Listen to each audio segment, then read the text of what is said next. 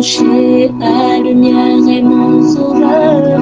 Je ne crains rien. Il est mon rempart et mon ferme soutien.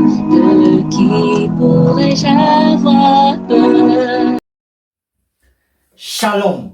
Nous avons aujourd'hui la croquette biblique numéro 356 tirée de Job au chapitre 41, versets 33 et 34. Il y est écrit: sur la terre, nul n'est son maître. Il a été créé pour ne rien craindre. Il regarde avec dédain tout ce qui est élevé. Il est le roi des plus fiers animaux. Le crocodile était l'une des divinités des Égyptiens. En fait, tous les rois égyptiens étaient appelés pharaons. Or, pharaon signifie crocodile.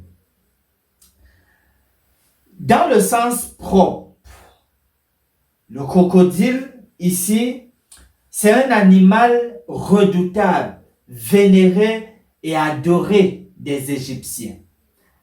Mais dans le sens figuré, lorsqu'on regarde bien l'ensemble du chapitre 41, on voit qu'il renvoie Léviathan, crocodile, au roi des orgueilleux.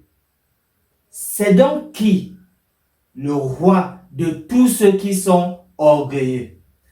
Laissons que la Bible nous parle en deux passages.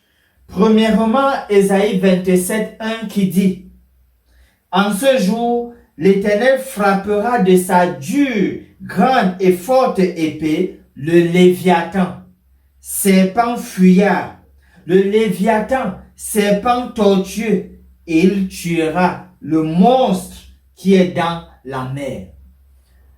Ainsi que dans Apocalypse 12, versets 7 à 9, où il est écrit: et il eut guerre dans le ciel.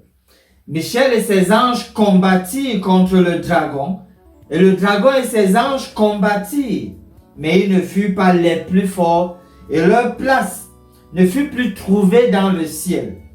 Et il fut précipité, le grand dragon, le serpent ancien, appelé le diable et Satan, celui qui séduit toute la terre. Il fut précipité sur la terre et ses anges furent précipités avec lui. Il ressort donc clairement que dans Job 41, le Léviathan est utilisé pour symboliser Satan. En réalité, à l'époque de Job, Léviathan était connu comme étant le plus grand ennemi de Dieu. Quand il fallait faire allusion à l'ennemi de Dieu, le plus grand ennemi de Dieu, à l'époque de Job, le nom qui était communément utilisé, c'était Léviathan. Et il se trouve que Dieu utilise ce même nom, Léviathan. Et nous voyons donc à quoi il renvoie sur la base d'Ésaïe 27, 1 et Apocalypse 12, 7 à 9.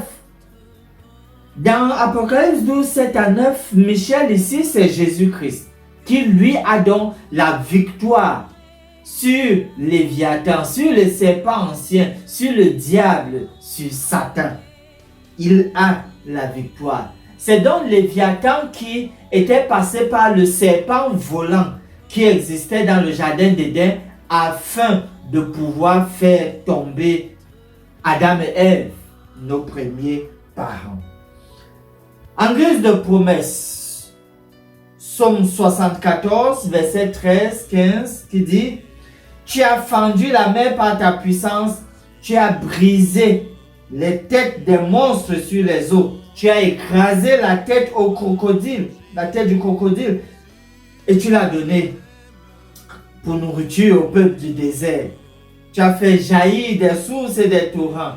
Tu as mis à sec des fleuves qui ne tarissent point. À partir qui nous intéresse, tu as écrasé la tête du crocodile. Crocodile, serpent ancien, Léviathan, le diable. Chers amis, nous sommes du bon côté.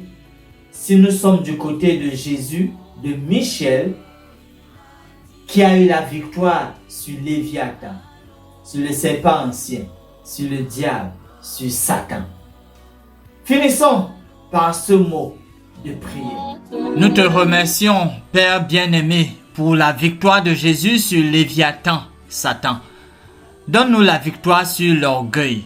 Que ceux qui sont malades physiquement et orgueilleux spirituellement s'appuient sur toi pour la guérison et la victoire.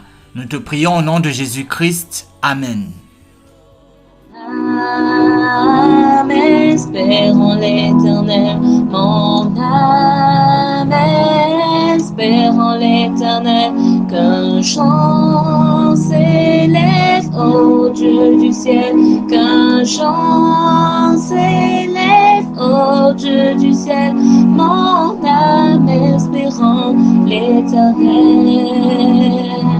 mon âme espère en l'Éternel.